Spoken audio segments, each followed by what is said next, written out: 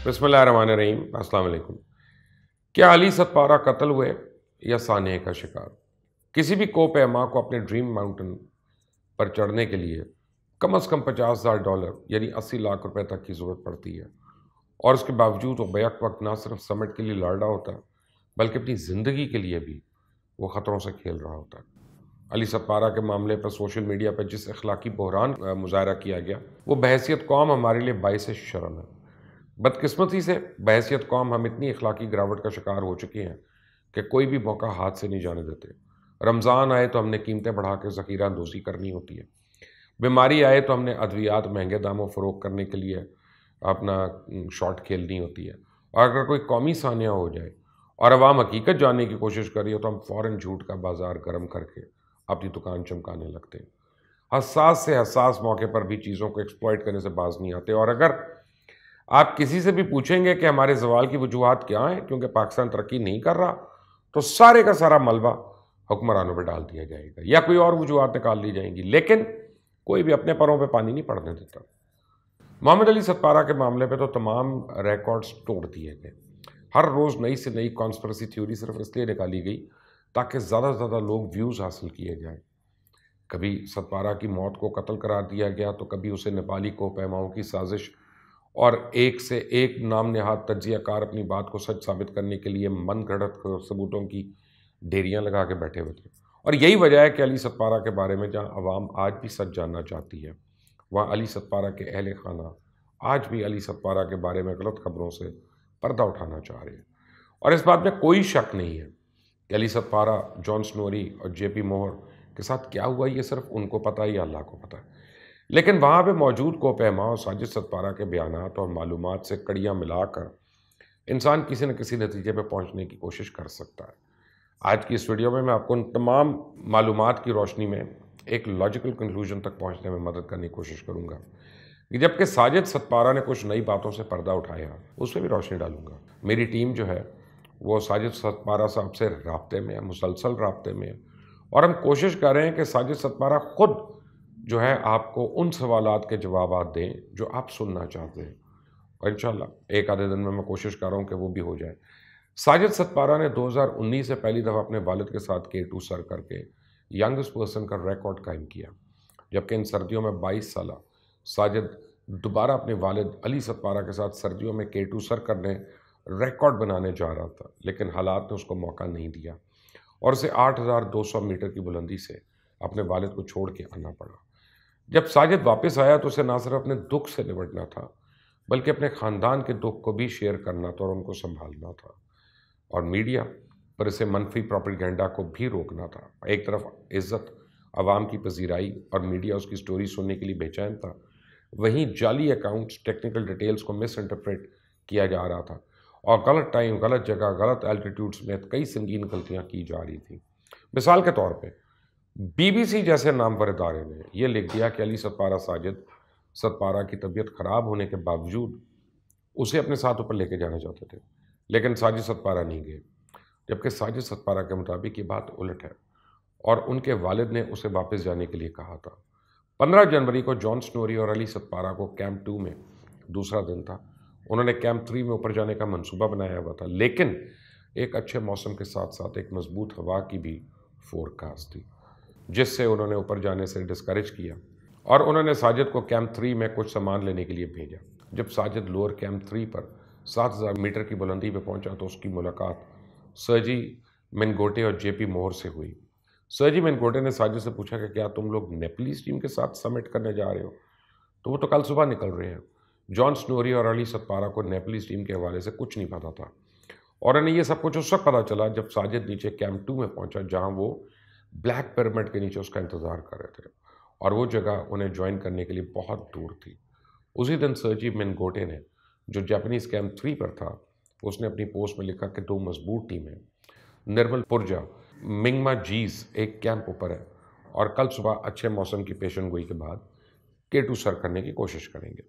इस पोस्ट में उसने साजिद से मुलाकात का भी जिक्र किया, जो जॉन स्नोरी के गियर कैंप 3 लेके जा रहा था। इस पोस्ट के आखिर में उसने दोनों टीमों को ऑल द बेस्ट विश किया और उसके बाद सर्जी मेनगोटे की कोई पोस्ट नहीं आई, क्योंकि 16 जनवरी को वापस जाते हुए वो बेचारा हादसे का शिकार हो गया। फरवरी के शुरू में तकरीबन 40 के करीब लोग समिट करने के लिए पहुंचे, क्योंकि 5 फरवरी को एक शॉर्ट वेदर विंडो प्रेडिक्टेड थी। समिट मुकम्मल करने के चांसेस बहुत कम थे, इसलिए काफ़ी लोग कैंप 1 से वापस चले गए, जबकि 20 के करीब लोग, कुछ कोपैमा, ये तादाद 25 बता रहे हैं, कैंप 3 पर 4 फरवरी को दोपहर 3 से रात 8 बजे तक पहुंचे। सबसे पहले कॉलन ओब्रेडी पहुंचा, उस बाद जेपी मोहर, उसके पास भी छोटा 2 लोगों का टेंट था। अली सतपारा के पास भी एक टेंट था जिसमें जॉन स्नोरी और साजिद सतपारा ने रुकना था, जबकि एक और शेरपा के पास सिर्फ एक और टेंट था। जॉन स्नोरी और अली सतपारा को 3 और लोगों के साथ अपना टेंट शेयर करना पड़ गया, जिसकी वजह से वो इस छोटे से टेंट में ना लेटने के काबिल थे, ना जुराबें तब्दील करने के, ना खाने के, ना ही पानी के लिए बर्फ़ को पिघलाने के काबिल थे, और वो अपनी फाइनल पोश के लिए आराम भी नहीं कर सके, जबकि उन्हें अपने तयशुदा प्लान के मुताबिक निकलने में भी देर हो गई। साजिद सतपारा और राव अहमद के मुताबिक टीम में सबसे स्लो जॉन स्नोरी था। वो रात को 11:30 बजे निकला, जबकि अली हमेशा से पहाड़ों पर तेज़ी से हरकत करता था। वो रात को 2 बजे निकला। दोनों सप्लीमेंट्री ऑक्सीजन इस्तेमाल कर रहे थे, दोनों के पास 2-2 बड़ी बोतलें थीं। साजिद रात को अपने वालिद से 2 घंटे पहले निकला, वो ऑक्सीजन इस्तेमाल नहीं कर रहा था। वो बगैर ऑक्सीजन के कम उम्र तरीन कोपैमा के तौर पे K2 सर्दियों में सर करने का रिकॉर्ड बनाना चाहता था। इन तक जो सबसे कम उम्र कोपैमा जल्दी शेरपा, जिसने K2 सर्दियों में सर किया था, साजिद से 5 साल बड़ा है।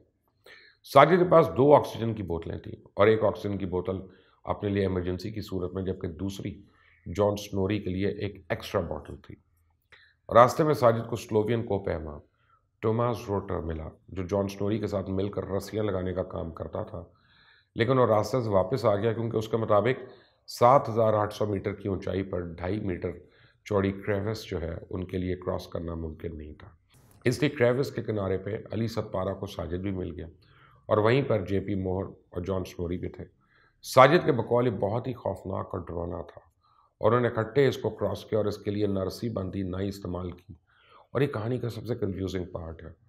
साजिद के मुताबिक इन तीनों को क्रेविस के बारे में पता था, क्योंकि उन्हें नेपलीस कोपैमा मिंगमा जी ने अपनी समिट के बाद बताया था कि इसे क्रॉस करने में नाकामी के बाद वो तकरीबन दोबारा कैंप 3 के पास आकर दूसरे रूट पर गए थे, और जो रास्ता उन्हें मिला था वहाँ क्रेविस के बाद बहुत ही स्टीप रैंप था, और मिंगमा जी ने उसे ये भी बताया कि कैंप 3 के 250 से 300 मीटर तक रस्सी नहीं है, और इस बात शुरू होती है जो चोटी तक जाती है। साजिद के मुताबिक इसकी ज़्यादातर मालूमात जो 8,200 मीटर की बुलंदी और सुबह 10 बजे की है, उस पर तो ये शक गुजरता है कि शायद वो ख्वाब तो नहीं था कि वो अपने वालिद को बॉटल नेक के टॉप से क्रेविस शुरू करते हुए और उसकी तरफ पीछे मुड़कर देखते हुए देख रहा था। साजिद ने जहाँ अपने वालिद को छोड़ा, वहाँ बॉटल नेक के इलाके में रस्सी शुरू हो गई थी। ऑक्सीजन के मसले के बाद जब वो वापस कैंप 3 तक पहुँचा तो उस वक्त शाम के 4 या 5 बज चुके थे, और उसने वापसी पर फिर क्रेविस को क्रॉस किया, और बड़ी मुश्किल से उसका एक पाँव ही किनारे पे पहुंच पाया। तो उसे ये भी नहीं पता था कि उसे कैंप 3 में पहुंचने में इतना टाइम क्यों लगा, जबकि शाम 7 बजे तूफान शुरू हो चुका था। रात को 11 बजे साजिद दोबारा अपने वालिद और दूसरे साथियों को लेकर हेडलैम्प्स देखने के लिए निकला, लेकिन उसे कुछ नज़र नहीं आया। साजिद के मुताबिक उनका ख्याल नहीं है कि वो बीमार हो गए, क्योंकि वो हशाश बशाश अब बेहतर नज़र आ रहे थे। ज़रूर इनके साथ कोई हादसा पेश आया होगा। बॉटल नेक के शुरू में टॉप पर पहुंचने में 5 घंटे लगते हैं। इस हिसाब से दोपहर 3 बजे उन्हें K2 के टॉप पर पहुंच जाना चाहिए था, और ये बात उनके साथ तय थी कि वो टॉप पर पहुंचकर कॉल करेंगे, लेकिन वो नहीं आई, ना ही उनका कोई ट्रैक या SMS आया।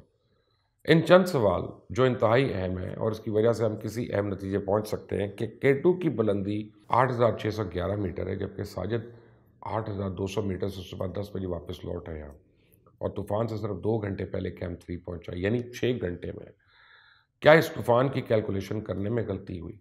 क्योंकि अगर अली सतपारा ने दोपहर के 3 बजे भी चोटी पर पहुंचना था, तो क्या वो अगले 3 घंटे में वापस कैंप 3 पहुंच सकते थे? एक बात का बड़ा चर्चा है कि नेपलीस कोपैमाओं ने रस्सी काट दी ताकि कोई और ये चोटी सर ना कर सके। सवाल ये पैदा होता है कि जब कैंप 3 पे 2 कैंप्स सर्द हवाओं और शदीद ठंड की वजह से बर्फ़ में खो गए, जिसकी वजह से टेंट्स की कमी का सामना करना पड़ा, तो क्या रस्सियों के बर्फ़ में ढकने के इम्कानात नहीं थे? जॉन स्नोरी गुज़िश्ता साल भी सर्दियों में K2 बगैर सर किए वापस आ गए थे। इस साल वो दोबारा नाकाम नहीं होना चाहते थे। ऊपर से नेपलीज को पैमा इससे बाद में आए और उन सर करके चले गए। क्या ये इन हालात में जॉन स्नोरी और अली सतपारा से खतरात को नज़रअंदाज करने का गलत फैसला तो नहीं हुआ? कई लोगों के मुताबिक K2 समिट पे 40 लोगों के इकट्ठे होने से वो सर्कस बन गया था, जिससे प्रोफेशनल को पैमाओं को बहुत मुश्किल का सामना करना पड़ा था। और एकदम से 20 लोग इकट्ठे बेस कैंप से पर फौरन पहुंच गए और आराम करने का भी मौका नहीं मिला। ये भी सानिया अली सतपारा की एक वजह हो सकती है। इस सीज़न में 6 कोपमाओं ने अपनी जान दी, जिसमें से 3 ऊपर जाते हुए और 3 मुहिम को अधूरी छोड़कर वापस आते हुए हादसे का शिकार हुए। तो क्या खतरात मोल ना लेने से उनकी जान बच सकती थी? कोपैमाई एक जानलेवा काम है और हर कोपैमा को पता होता है कि इसमें इनकी जान जाने के बहुत ज़्यादा इम्कान हैं, लेकिन only the rare will dare. बगैर रिस्क लिए कामयाबी मुमकिन नहीं। अली सतपारा अगर ये रिस्क ना लेते तो क्या 14 में से 8 चोटियाँ सर कर पाते? सोचने की बात है। आइंदा तक के लिए इजाज़त दीजिए। हम कोशिश करेंगे कि साजिद सतपारा से कुछ सवालों के जवाब लें और इसी वीडियो के ज़रिए आप तक हम पहुँचाएँ। अगर आप चाहते हैं कि वो आपको बर वक्त मिले तो बेल आइकॉन को प्रेस करें, इस चैनल को सब्सक्राइब कीजिए। अगले वक्त तक के लिए अल्लाह हाफ़िज़।